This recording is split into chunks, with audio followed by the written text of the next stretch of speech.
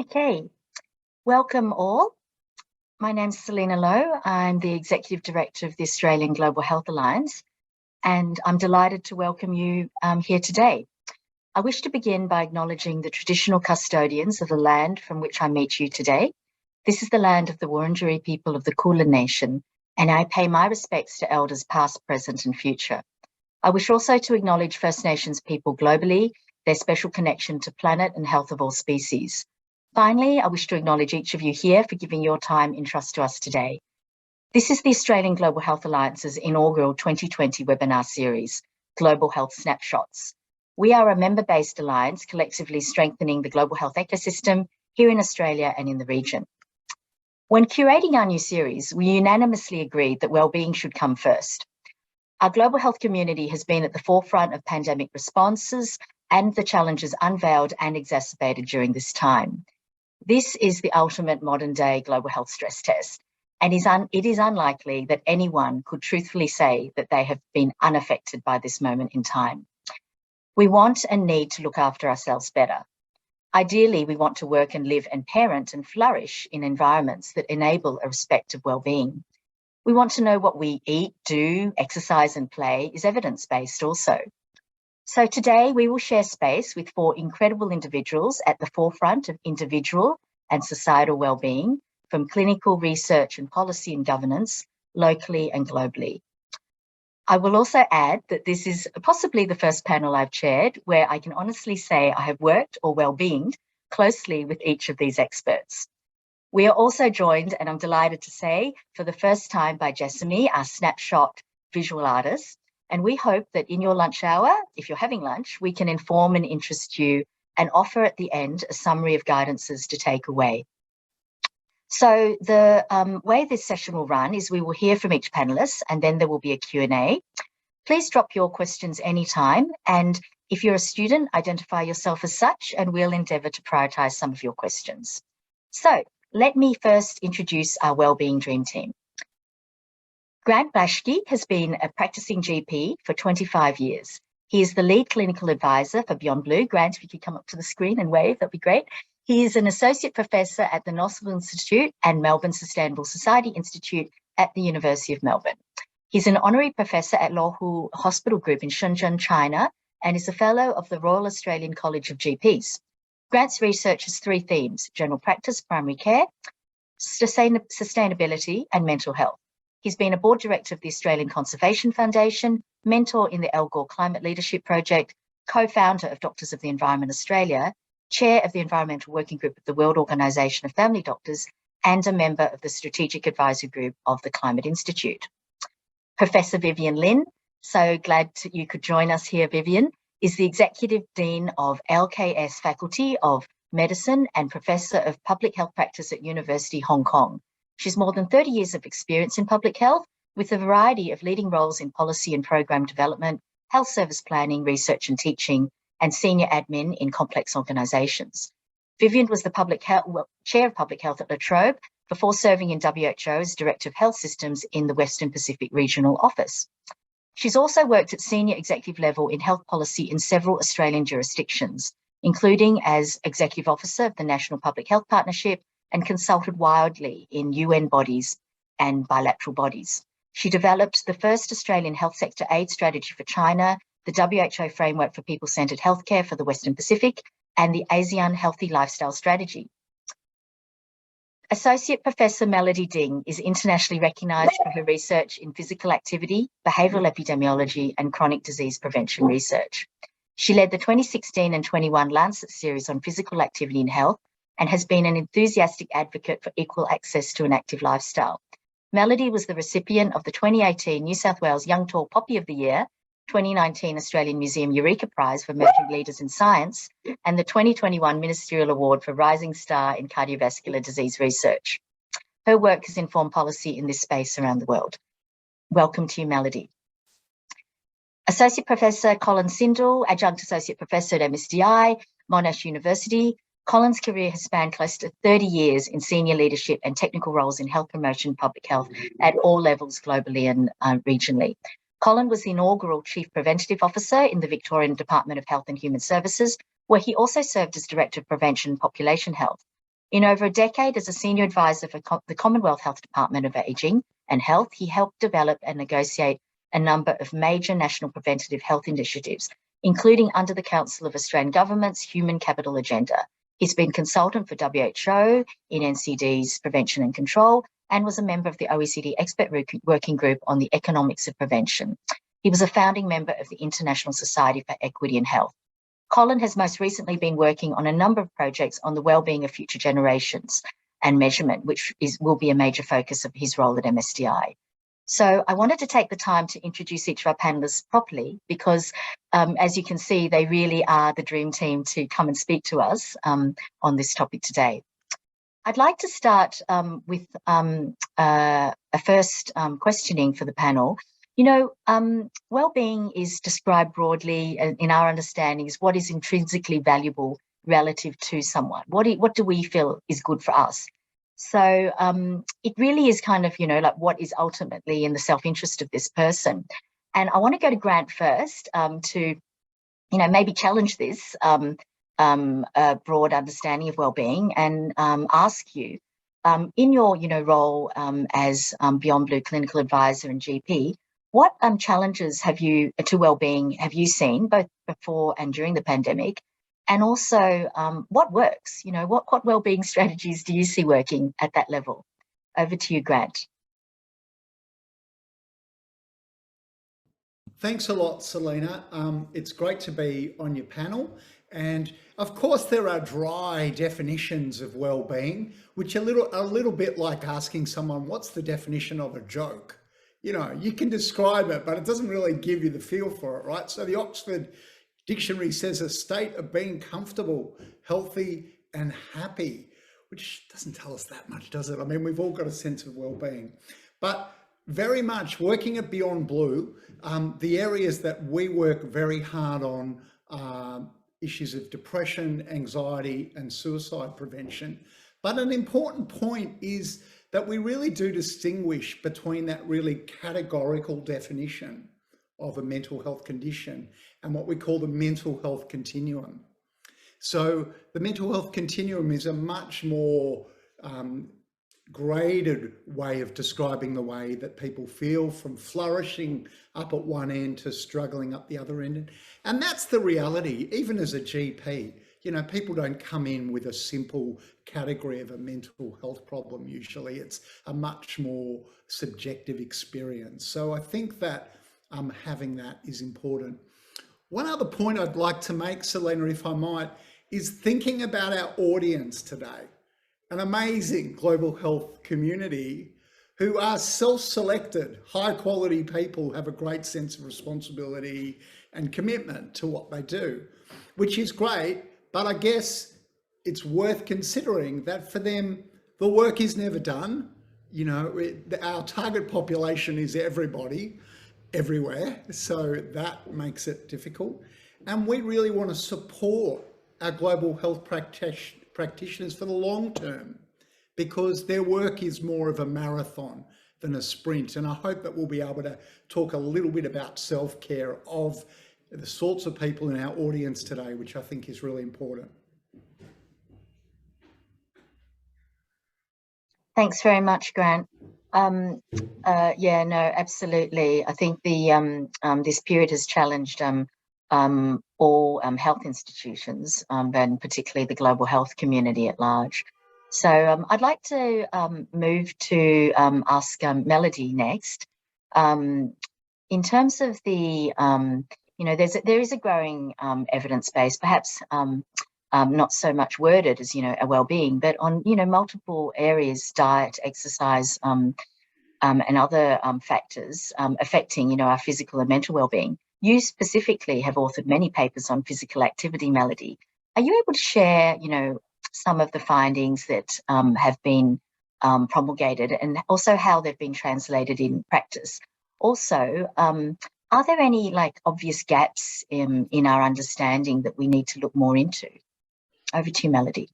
Thank you very much for the introduction, Selina. Hi, everyone. Thanks for being here. I think I'm going to answer your question backward. Just when Grant was talking about the definition of well-being, in my head, I'm thinking about the the literature in my research area, and thinking about the research that has been done and the research that are currently being done. And I felt like that well-being has not been treated with equal weight as health.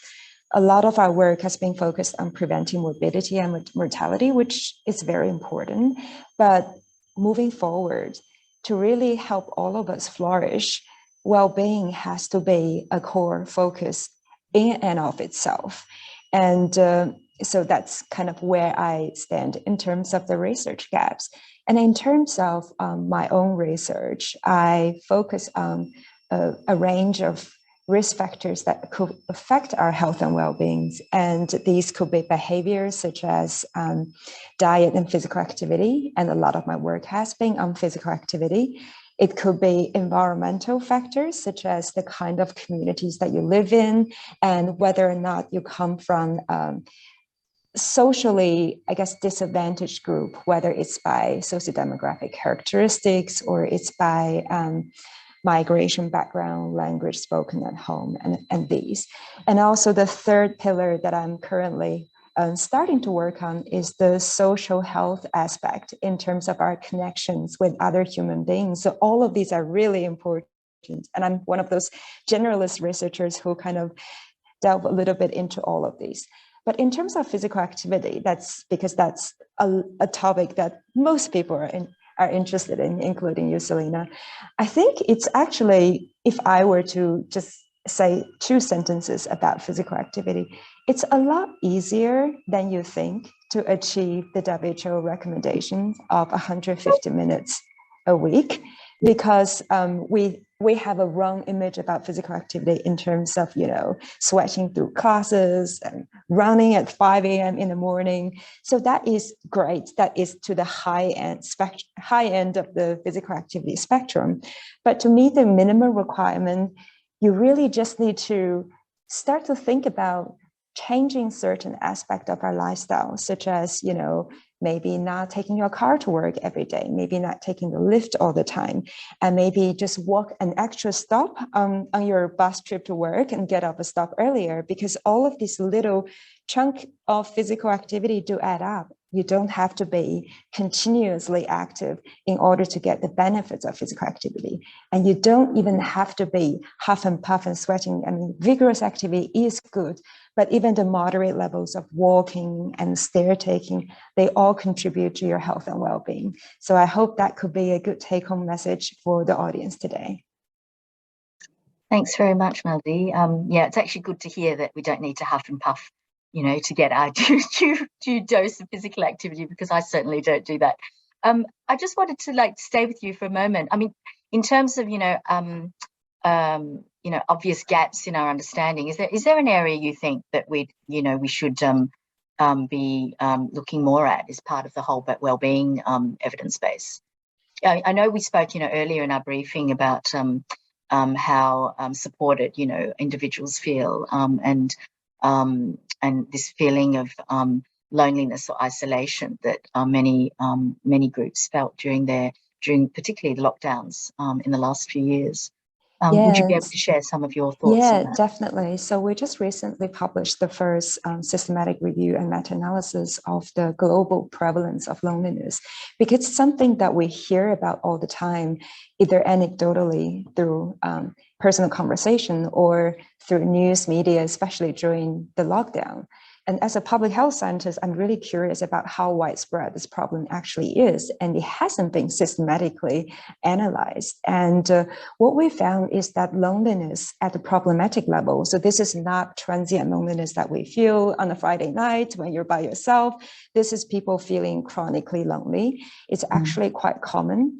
And the other thing we noticed that the serious geographical pattern, that there are some countries that are just doing so well in this. If you're looking at the Northern European countries, Denmark, Norway, Sweden, in these countries, this problem barely exists. But then you look at the other Western countries like, the US, Australia, and Southeastern Europe, for example, we're really not doing that well.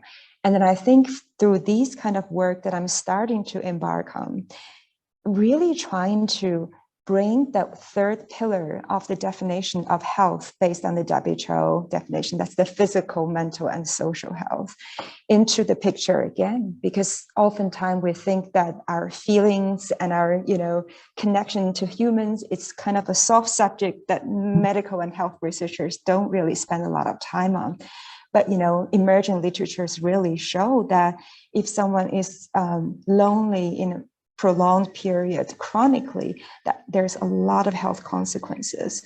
But so far, a lot of the conversation has been, coaching, and speaking to counselors and therapists, but it is really a public health issue. We have to think about addressing this issue at a systemic level in terms of how we build our societies, how we connect with each other, and how we live in this environment that facilitates this sense of connection to the people around us. Thanks very much, Melody.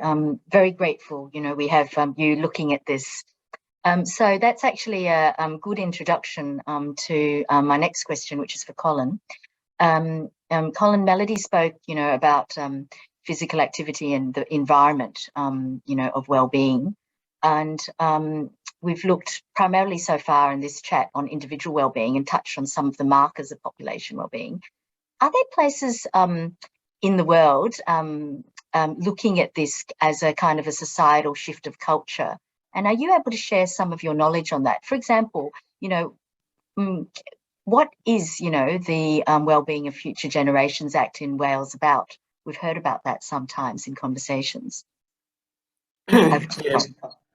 Thanks, Selina, and great to hear those perspectives from Grant and Melody. And you're absolutely right. Melody's concluding comments were absolutely taking us into the sort of shift of gear that I want to do from the individual perspective to the societal level, and how we can improve well-being through better public policy.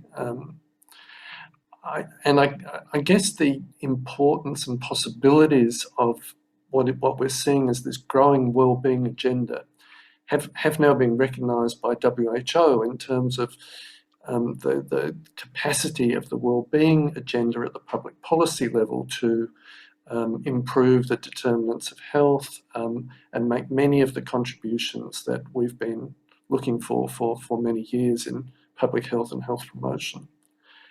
And WHO sort of took that up with the recent conference on health promotion, which produced the Geneva Charter for Wellbeing, which I think is going to be quite influential in these discussions in years to come.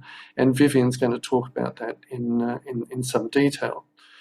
Both Vivian and I contributed to that conference, but I really want to concentrate on answering your questions, Selina, and building on what Melody said in terms of just giving a quick overview of what is happening around the world in terms of wellbeing policy, and looking at the landscape and thinking a little bit about, well, how does health connect with this development? I won't have time to cover the background fully, but I mean, just to say that the wellbeing movement as a concern of government has been gathering pace for some time. There's a lot of background to that in terms of different streams of economics and philosophy and psychology and so on. But just briefly, for those people who haven't sort of been that engaged with this agenda, probably the two big streams that have fed into this at a country level have been what has been called the Beyond GDP movement, which began right back in the 60s and probably better known to people as the social indicators movement from those days. But that has developed as people have been looking for alternatives for measures of GDP to assess how we're actually progressing as a society. And that, through the work of Amartya Sen and others, also has a strong social justice overlay. The second trajectory that's led us to the countries that have adopted wellbeing frameworks has really come, I guess the starting point, or one of the starting points, was the UN Commission on Environment and Development and their report, Our Common Future, which really started us thinking about that definition of the Sustainable Development Principle as development that meets the needs of the present without compromising the ability of future generations to meet their own needs. And I know that that's a pretty widely understood principle, but it's been really important in terms of how it's developed, in terms of ultimately then the adoption of the SDGs and the convergence between the sort of beyond GDP measurement agenda and the sustainability, climate and environment agenda. This was giving a real boost as a result of the global financial crisis. There was a commission set up by the French president, Sarkozy, which included a number of Nobel Prize winners who were asked to look at how do we think about the economy differently, how do we look at concepts of well-being and the different dimensions of people's lives and shape our public policy and our measurement instruments accordingly.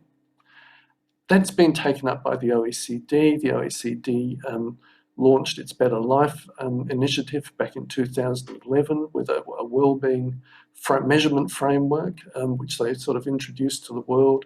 And since then, a large number of countries have started to adopt those measures in particular, not always linked to policy, but certainly measures. And OECD is now reporting on wellbeing in about 40 countries around the world through its Better Life initiative.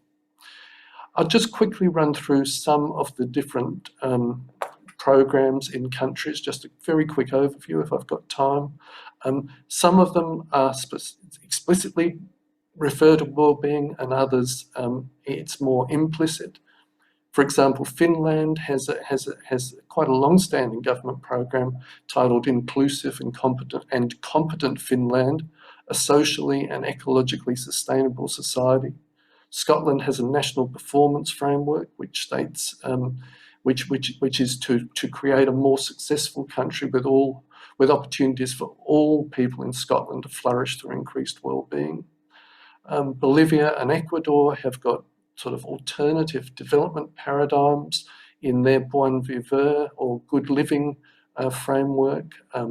Iceland, Bhutan, Italy, Sweden, and I could continue, but I won't because of time. Two leading examples of where wellbeing is really making a difference in public policy terms are New Zealand and Wales. And I can talk more about the New Zealand example with their wellbeing budget, which I think is really important in showing us how to link measurement and shaping a budget and how that can benefit the community. But I will, just in response to your questions, very briefly then talk about Wales, because the Wellbeing of Future Generations Act both was very new at the time and has also been very influential. It originated very much from Wales having a devolution duty for sustainable development, a sustainable development duty under the Devolution Act.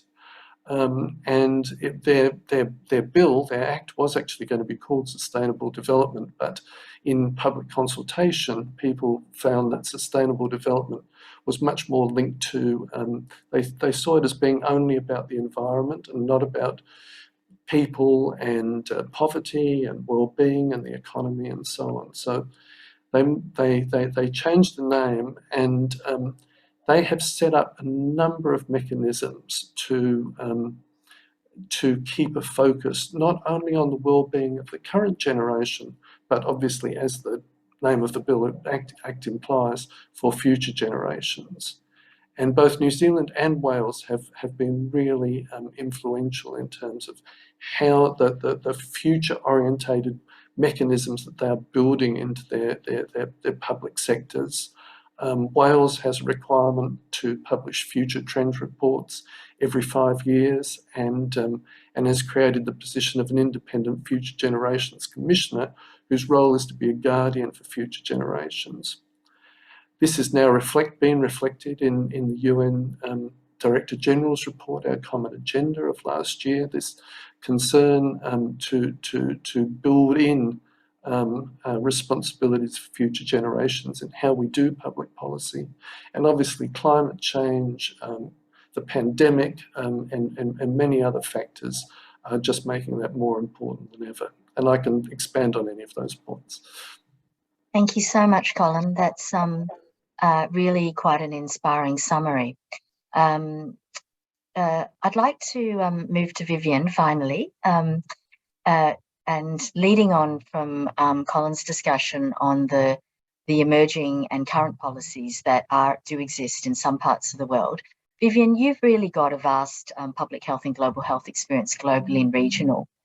In terms of moving beyond a few regions and countries who've already enacted legislation or put policies in place, are you able to draw on your experiences to tell us what you think is required to shift? And I think our audience would be particularly interested to hear about any country differences, in addressing wellbeing or promoting it, and also, as we spoke earlier, about this Geneva Charter. If you could introduce that also. Over to you, Vivian. Thank you. Sure. Thank you so much, Selina, and it's a great pleasure to be on this panel. And to just build on the comments that others have made, I think what's actually quite significant in this conversation we're now having globally about well-being is it actually does go back to the beginning of the WHO's constitution and the definition of health, which Melody also made references to. The definition of health is that it's not just physical, social, and mental well-being. It's that, and not just the absence of infirmity. So actually, well-being is core to the definition of health. Now, then if we look at how WHO has worked as a global public health technical agency, it's worked from a biomedical deficit model, right? We focused on morbidity and mortality related to infants, to motherhood, maternal mortality, to malaria, tuberculosis. We've gone through a whole series of diseases. Then from there, we woke up to non-communicable diseases. And then we said, diet and physical activity. And then we moved on to social determinants and recognizing these broader constructs and how the causes of the causes are also important. But even there, we're talking about what's the problem that leads to these, health conditions that need to be fixed. So I think that the well-being issue actually starts to shift us from a deficit model to a much more asset-based approach. And we're actually kind of talking more about salutogenesis, or what contributes to the creation of health. So I think that's actually a mind shift that's very important. So it's the first thing that it takes is to recognize there is a paradigm involved in this. But I think then to go beyond that and say what's new, because you could have a positive vision of health, which is in the Geneva Charter, adopted in mid-December at the 10th Global Health Promotion Conference. You can continue with that principles of rights and solidarity and equity and peace, which is one of the foundations for well-being. There's also, you can go beyond the GDP. And so for the WHO, it's really important to pick up those experiences that Colin has made references to, because it's the practicalities of what happens in countries that enable you to then start to think about what are the universal principles and how do you adapt them to different country contexts. But it also gives, I think, stronger emphasis to some of the newer international commitments, like planetary health and the commitment to sustainability, and recognizing, it's not just us individuals, it's not just as communities and better participation. It isn't just governments creating a better enabling environment. All those are important, but we have to actually nurture our ecosystem. And we have to create an economy that is different. So people people have talked about the well-being economy or the donut economy or the circular economy. But we also have some new possibilities through digital transformation. I mean, if COVID has given us a silver lining, it is about accelerating that fourth industrial revolution and enabling us to do things differently. And through that, to actually also pay attention to the environment, to equity, to access, to quality of health services. So I think in many ways, the Geneva Charter helps us to recommit to universal health coverage, recommit to sustainable development goals in the post-COVID environment. So I do think that the Geneva Charter, therefore, has a certain of words and principles that are important, but the timing and allowing us to move on a new, different platform is really important. But that platform built on things like Bhutan, in our region, has had the gross national happiness rather than the GDP. And it has 8 different dimensions of measurement, which they regularly track about how well society is going.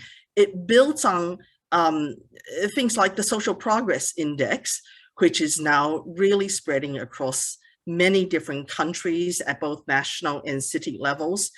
It builds on earlier experiences like in the Asia Pacific, healthy islands, healthy villages, healthy cities are really important in the way that communities connect, and there's an intergenerational connection that's important. And that connection between individuals, their communities, and that larger environment. So I think it really is a good moment to bring all these things together. Thank you so much, Vivian. What an excellent summary. I'm sure like a number of us have got hundreds of questions for you at a moment. I would like to stay with the panel myself for 2 more questions, really. Leading on, starting with, Colin and Vivian's discussion just then, and talking about what is already in place globally and the aspirations globally. I mean, as the global health community, we are, focused on equity and making sure that no one's left behind. And I'd like to focus my 2 last questions from myself before I move to the audience questions on this notion of equity in regards to, for example, Indigenous knowledge and Indigenous justice, how we sit in terms of the, our First Nations people's well-being. And Colin, I would like to ask you, if you have any thoughts on this. Has it been in planetary health? There is just, I guess, integral understanding that First Nations knowledge is integral to planetary health and this creation of, health of human civilizations. Could you speak a little bit about, is this being addressed in the Wellbeing Generations Act or, anywhere? Are they part of the policy space? You tend to see less of that in the European context. But for example, a country such as New Zealand, the First Nations perspective is very much built into their wellbeing framework. In every aspect of what is happening in New Zealand, there is a First Nations perspective, and I think that we're going to see that increasingly. It may not be that a country necessarily has a First Nations history, but the increasing reference to and support for Indigenous perspectives, is reflected. The United Nations recent report, Making Peace with Nature, for example, is a very, very strong theme. And I think that the lessons as we really try and understand how to build sustainable societies where we can see solidarity between people and between generations, and new ways of thinking and perhaps understand a little bit better our spiritual connection to our environments. I think the Indigenous perspectives are really helping shape that in many ways. Thank you very much.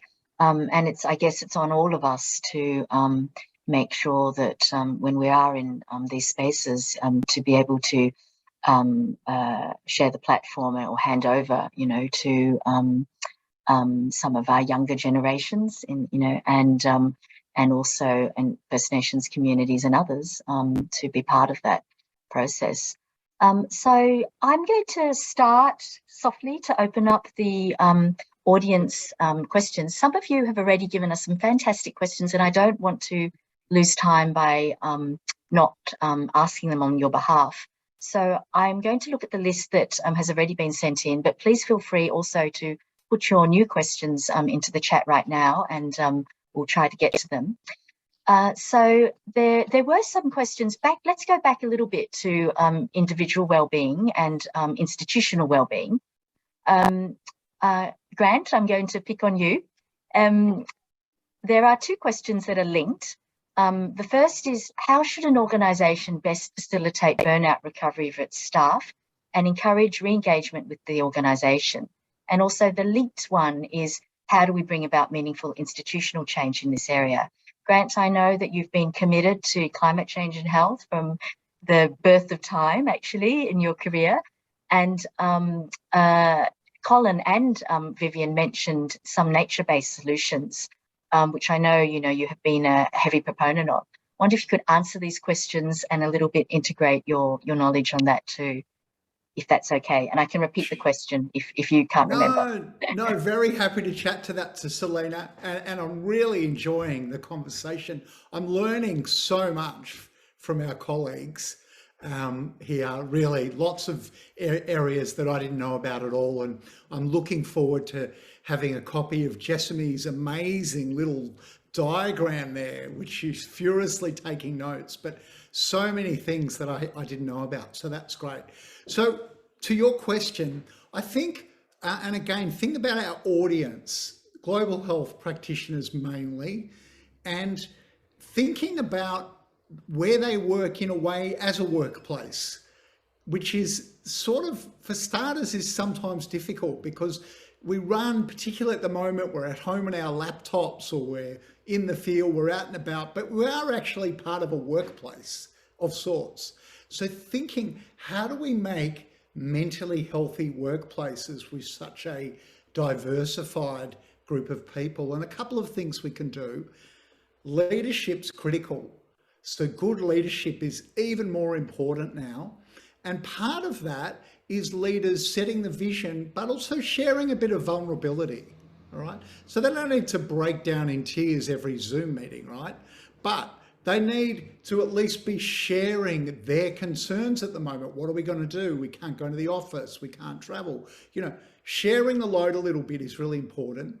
I also think with the potential for very expansive roles that you can easily adopt with global health. I mean, these are brave people who pick off the, huge targets, is making sure, particularly our young workers, have a clear work role description. Because the best way to stress people out is to make it a little bit infinite, or that they don't have the skills for it. So giving them really clear role descriptions. And the last point I just want to make, we could talk about mentally healthy workplaces a lot, but support from colleagues and debriefing with colleagues is absolutely critical. I've had some calls this week from a lot of the people working up in Lismore during the floods, and people are pretty traumatized by what's going on there, and a lot of the settings in which we work can be quite traumatic. We did a lovely study through Beyond Blue on first responders. So this was like fireys, police, volunteer workers. And we were looking at their rates of sort of post-traumatic stress over about a decade. And one of the most protective factors was support, good support from colleagues. So even if they'd seen a lot of really horrible stuff, having that support is really important. So I urge our colleagues to think of your workplace, even if it's not your classic 9-to-5 office in the city, that you are at a workplace, and think if it is a healthy place to be working for your mental well-being. Great answer, Grant. Thank you very much. Melody, I'd like you to take on the next two that were sent in to us. Given your role as researcher, global health researcher, and your commitment to this field of research, there are two questions here that are really interesting that perhaps you can try to take on. How can we ensure research for wellbeing, something we are just expected to do for ourselves, is given suitable priority from your perspective? And also, how do you think a focus on wellbeing would reframe the way health institutions treat illness and the biomedical model? I think I'm going to start to address the first question from my personal experience. Yeah. And as you have alluded to earlier, I am someone who's trying my very best to keep a balance, because I have a whole long list of hobbies and I really devoted my time to it. And I proudly say that I'm not the kind of person who will skip meal or skip exercise sessions or stay up super late at night, and it's rarely happened. This is what people see on the outside, but what people don't see is that I sporadically experience burnout, because working in academia, it's a treadmill that just keeps on running faster. Success rate usually lingers around single digit, if not low single digit these days. And this stress has been built into this workforce for academia. And it's not something that we can resort to individual responsibility. And then I am speaking in terms of, from the perspective of a very privileged person, with a PhD and living in a nice suburb, having all these resources around me. But I am experiencing a deviation from well-being because of the work environment overall. But then there is a huge part of our societies that are experiencing a lack of well-being from other aspects. This could be not having parks nearby, not having pedestrian footpaths to work on, having to rely on cars to go everywhere, not feeling safe in their communities, not having access to social activities or primary health care. So there's so many structural factors that we must not ignore in terms of thinking about our well-being. We're not getting everyone to drink kale juice and having quinoa salad. That's what a lot of people imagine when they hear about well-being. Yeah. But it's really a structural issue. I just think that it's really, really educational and so wonderful to hear from Colin and Vivian about these alternative indicators that countries are using to measure their progress. As organizations, I often think about myself treading the water, swimming upstream in this hyper-competitive academic environment. And I think even non-academic audience probably feel the same, where the success and progress is measured in a way that is not compatible with our personal goal of well-being. So I think if we could do that at the national level, we should really think about that at the organizational level. Excellent. Thanks very much, Melody. I'm going to jump to one of the questions in the live chat from Richard Osborne, because it is a little bit linked to what Melody said in terms of, focusing on addressing of structural causes of well-being and the structural addresses. He's concerned that a focus on well-being, which is, I'm going to ask Vivian actually to take this one on, if that's okay, and perhaps Colin, if you want. I'm concerned that a focus on well-being, which is perhaps an academic concept that is far down the causal pathway, we reduce focus on fundamental needs of majority of community members who are in need and who are just trying to get by. Without community-level asset-based health literacy and individual level health literacy, I can't see much new progress being made through policy and programs to actually impact on health and equity. I guess he's also saying a little bit what I asked Colin earlier on the as yet undressed needs. Yeah, I'll hand over to you, Vivian, to see if you can tackle that one. Well, frankly, I think it's erroneous to say there's only a focus on one level versus another, right? Because I think that if you focus only on the individual level, whether that's physical activity or whether that's health literacy, it's not sufficient. You actually need an enabling environment. And without that enabling environment, it's very difficult for people to exercise control over their own health, which at the end of the day is really important. Health literacy is absolutely core to that. But I think our lessons in health promotion over the last, 30 some years, nearly 40 years since the Ottawa Charter, is that it is about multiple level interventions. We're still having to work there, and we have to make sure that the people who are working at the community level, which is the front line, working with individuals. I mean, I'm sure that Grant would agree that, at the GP practice level, how do you build in an assessment of the social determinants of health and help find the solutions rather than just write a script and make people go away and give them a pamphlet and a brochure to read, right? So it has to be about a holistic practice from the individual all the way up to the global level. And at the end of the day, it's not just I started by saying it's a shift in the mindset, but it's also about shifting our practices and our institutions so that we absolutely start with the interest of the people's needs. And therefore, our responses will be very different from community to community. And that is the point of well-being, is to actually get a focus on people. Thanks very much, Vivian. I think we have time for a couple more questions. I'm going to also stay with the live chat for now, because there's a very interesting question from Noala Prasad.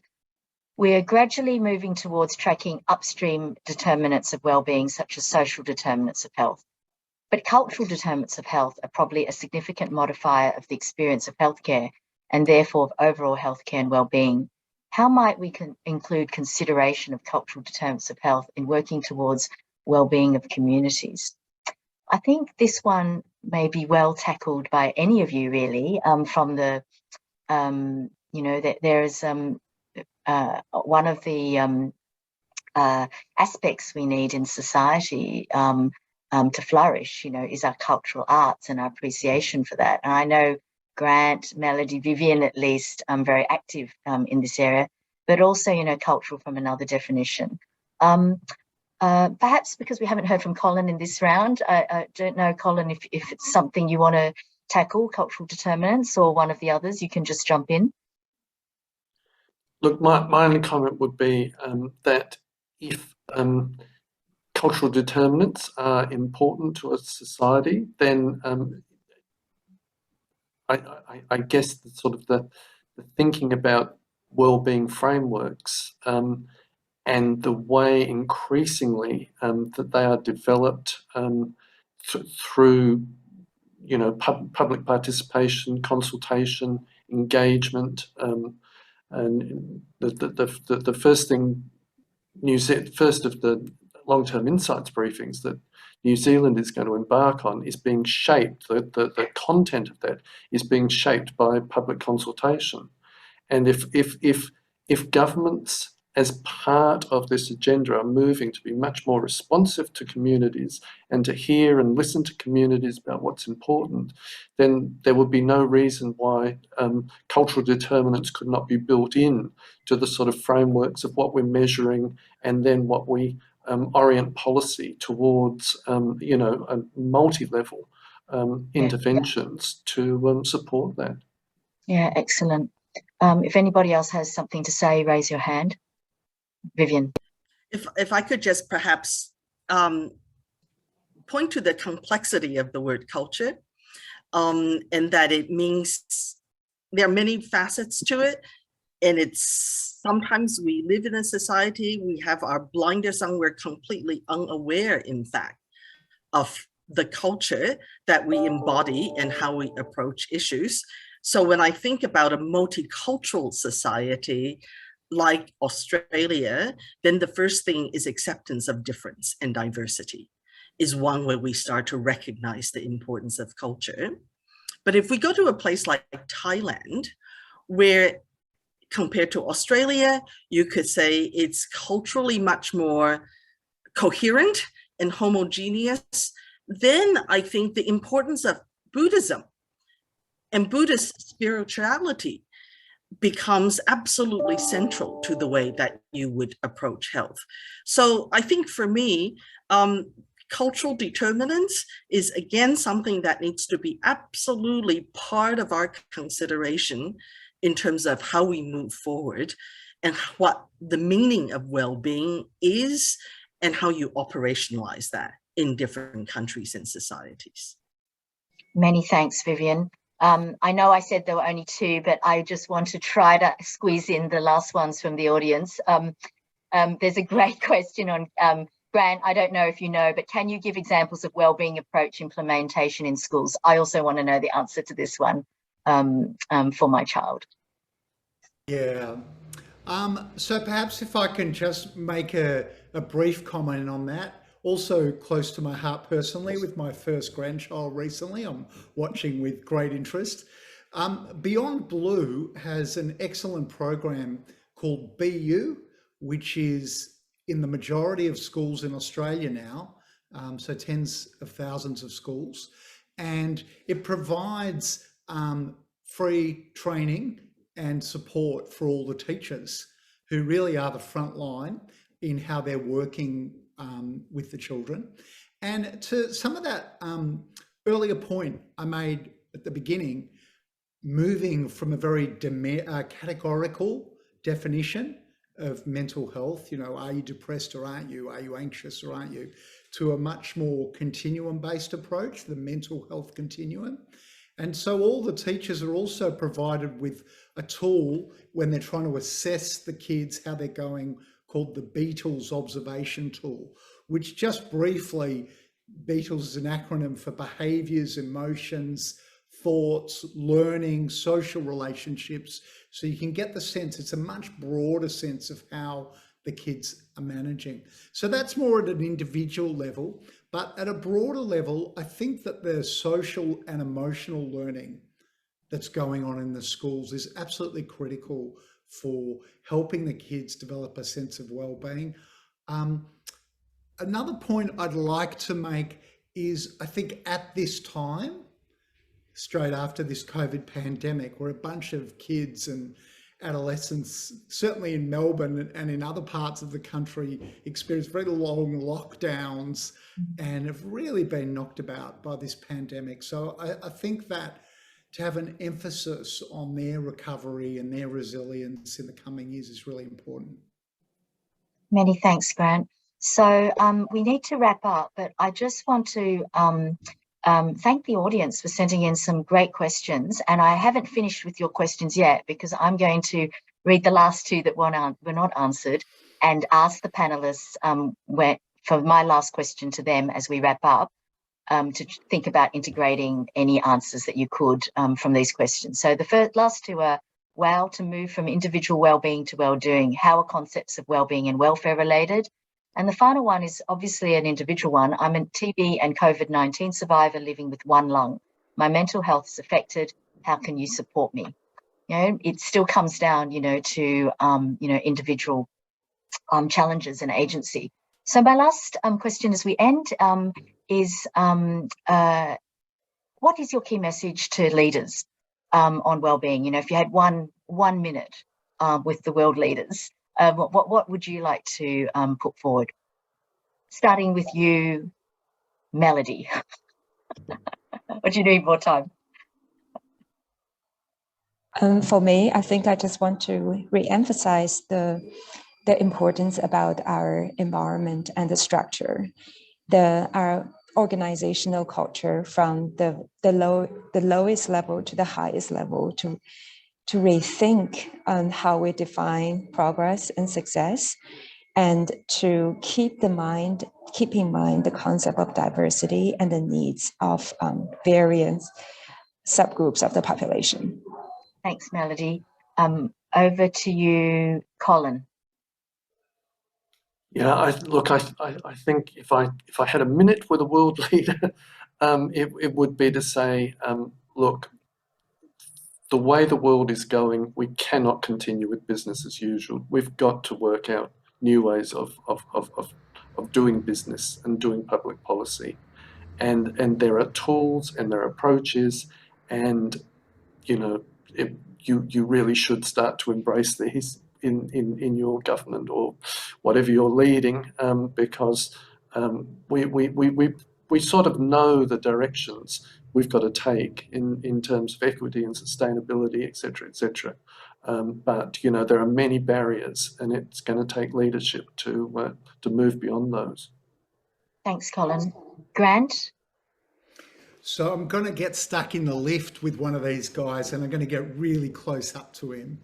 And I'm going to go, you're going to get mask on? Yeah, maybe with my mask on, depends. And I'm going to go, you're going to get voted out unless you take heed of what I say. There is no health without planetary health. If you don't sort out the environment, the climate, the water, the forests, you're kidding yourself. No amount of vaccines and public health intervention are going to make any difference. And then I'm going to hit the stop button on the lift and say, what are you going to do? Fantastic. Awesome. And final word, Vivian. A flourishing community, a thriving humanity is good politics. Thank you. It's nice. It is a very good end to this session. So to our panelists, thank you so much for your time. We learned a lot. To Jessamy, that is a beautiful picture that we're about to see from you. Thanks for making the effort to be with us now. To the people behind the scenes, Abby, and also to the audience, thank you for being part of this. Your questions and interest really made this happen. So I hope that you'll come back again for another Global Health Snapshot. Our next one will be April the 7th, which is World Health Day, and the theme is Our Planet and Health. In the meantime, take care and look forward to seeing you all again.